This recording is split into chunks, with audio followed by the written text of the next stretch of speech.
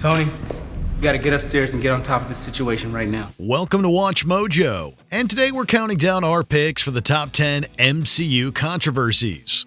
You're not Iron Man.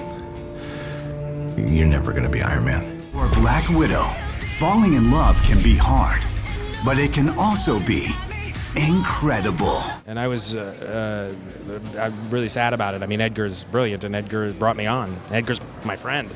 For this list, we'll be going over the most provocative events relating to the Marvel Cinematic Universe. Watch out, as there may be spoilers ahead. If there's a contentious moment from the MCU we missed, feel free to stir up the discussion in the comments.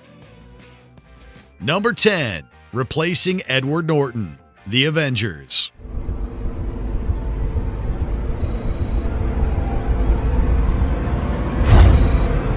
In The Incredible Hulk, Edward Norton played Bruce Banner. However, Marvel fans were up in arms when the franchise's first big crossover film, The Avengers, revealed that the character had been recast with Mark Ruffalo. Your work on anti-electron collisions is unparalleled, and I'm a huge fan of the way you lose control and turn into an enormous green rage monster. The reason for Norton's replacement have varied, with Kevin Feige claiming that Norton did not embody the MCU's collaborative spirit. Unconfirmed rumors have cited Norton's partial revision of the movie's script as a prime factor. Hulk is like the,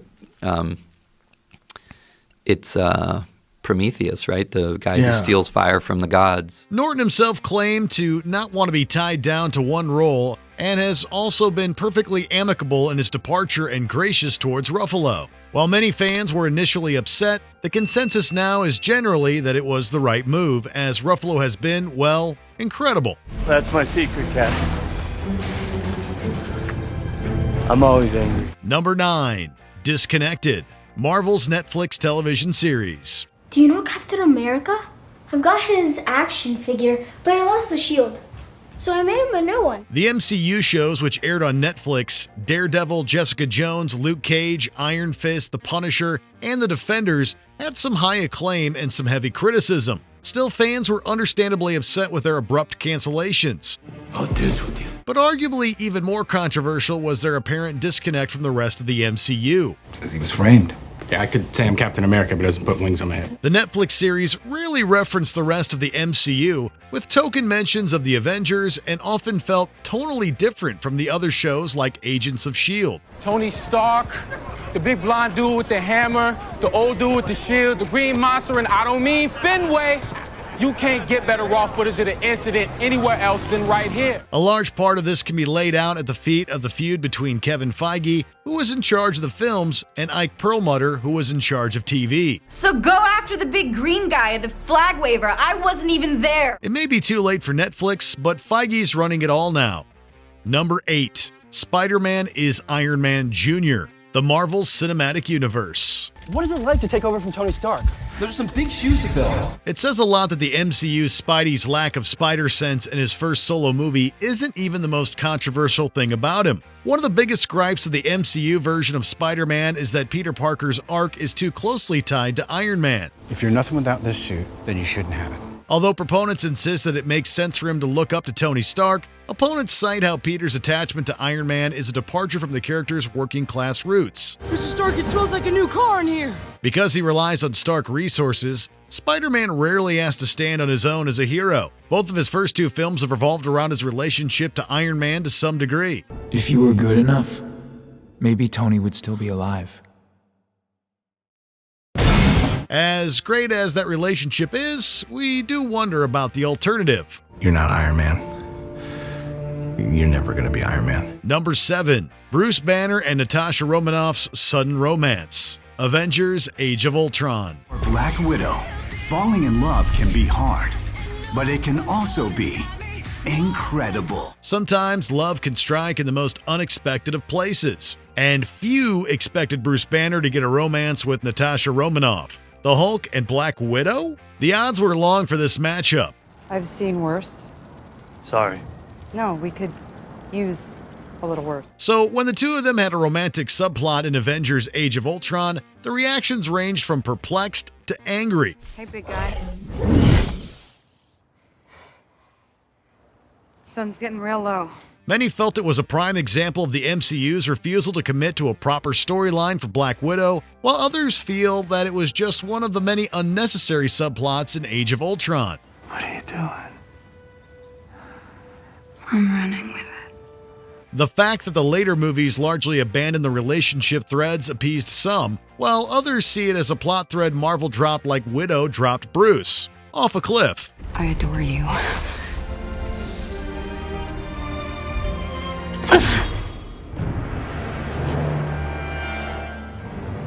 But I need the other guy. Number 6. Wanda and Pietro Maximoff aren't mutants. Avengers: Age of Ultron. And the survivors? The twins. Any change to a character in an adaptation is bound to be met with scrutiny and controversy, and the Maximoff twins are no exception. There's nothing more horrifying than a miracle. In the comics, Wanda and Pietro Maximoff are mutants, although this isn't the case in the MCU. Is that why you've come?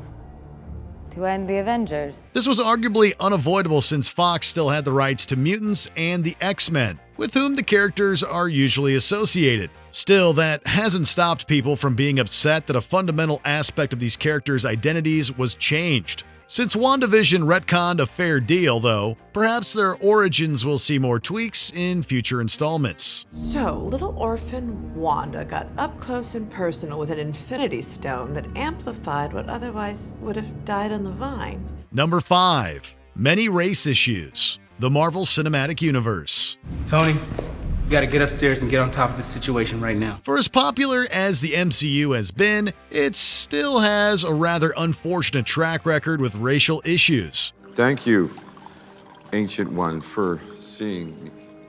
You're very welcome. These have included such controversies as the Ancient One's casting in Doctor Strange being considered whitewashing, to Iron Fist playing into the white savior trope. You're not safe here. Arguably, its most glaring is the lack of diversity among its lead characters. Contrary to popular belief, I know exactly what I'm doing. While the franchise's supporting cast included non-white characters, almost all of its leads were white. It took 8 years to get a black lead on TV with Luke Cage, and 10 for 1 in a movie with Black Panther. Thankfully, the future of the MCU is looking more diverse. We're going to introduce you to a new family that's also going to be part of the wider MCU. And in the same vein, number 4, a lack of female-led movies. The Marvel Cinematic Universe. Fool. Should have learned. I don't learn. One of my issues. Much like the franchise's issues with racial diversity, it has also struggled with its portrayal of women as well. This is my bargain, you mewling quim. While controversies like Loki's Victorian-era slang and Chris Evans and Jeremy Renner's remarks on Black Widow have reared their heads, She's a slut. I was gonna say something along that line. it's the long absence of films starring women that has really proven contentious. Dad, are you seeing this? Hope, get out of there! Although characters like Black Widow or Gamora had prominent supporting roles, it wouldn't be until 2019's Captain Marvel that a woman would be the sole lead in an MCU movie. According to Feige, this was due to some of the other executives believing female-led superhero movies wouldn't succeed because of past flops. Thankfully, time has proven those executives were incredibly wrong. I have nothing to prove to you. Number 3. Edgar Wright and Patty Jenkins' exits. Ant-Man and Thor: The Dark World. It's a trial by fire, Scott, or in this case, water. Directors have often clashed with Marvel executives, and two of the most high-profile departures were Edgar Wright and Patty Jenkins. Wright was attached to write and direct Ant-Man for many years. He departed the film over creative differences with Marvel. And I was I'm really sad about it. I mean, Edgar's brilliant, and Edgar brought me on. Edgar's my friend. Wright didn't feel comfortable being a director for hire, as he had written and directed all his previous films. Jenkins, meanwhile, was unsatisfied with the story for her film, Thor: The Dark World. Although she would have been the MCU's first female director, Jenkins decided to leave the project. Given the movie's lukewarm reception, Jenkins probably made the right call. Did she suffer? I did not come here to share our grief. Still, fans can't help but wonder what their visions for their respective movies would have been like. Number 2, The Mandarin Twist, Iron Man 3. True story about fortune cookies. They look Chinese. They sound Chinese. But they're actually an American invention. In Iron Man 3, Tony Stark is set to face off against the Mandarin. Unlike his previous foes, this wasn't a tech genius with a personal grudge against Tony. This was a criminal mastermind who hated America. Tony just gets involved accidentally and... Where's the Mandarin? Where is it? Whoa, he's here. He's here, but he's not here. He's here, but he's not here. What do you mean? It's complicated. What's that? Don't hurt the face. I'm an actor. The guy we thought was the Mandarin is just an actor, and the real one is a tech genius with a grudge against Tony? I am the Mandarin! The Mandarin is one of Iron Man's most famous villains in the comics. He's the Lex Luthor to his Superman, the Joker to his Batman. Now imagine if the Joker were revealed to be a party clown in the next Batman movie. That's the kind of reaction Iron Man fans had to this plot twist. Thankfully, Marvel has since retconned the situation, and the real Mandarin is slated to appear in the upcoming Shang-Chi and the Legend of the Ten Rings. There's somebody who wants to meet you. Do I know him? No. But you took his name, and now he wants it back. Before we continue, be sure to subscribe to our channel and ring the bell to get notified about our latest videos. You have the option to be notified for occasional videos or all of them. If you're on your phone, make sure you go into your settings and switch on notifications. Number 1. Firing James Gunn. Guardians of the Galaxy Volume 3.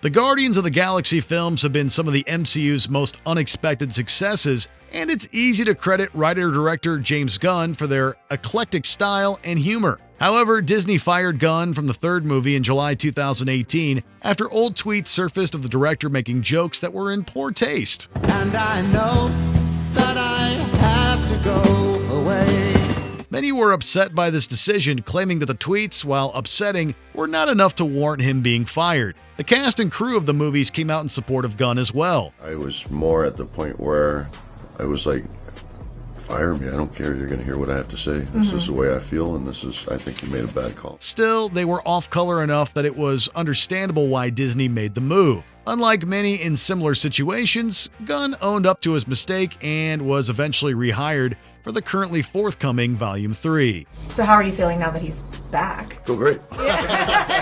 Do you agree with our picks? Check out this other recent clip from WatchMojo, and be sure to subscribe and ring the bell to be notified about our latest videos.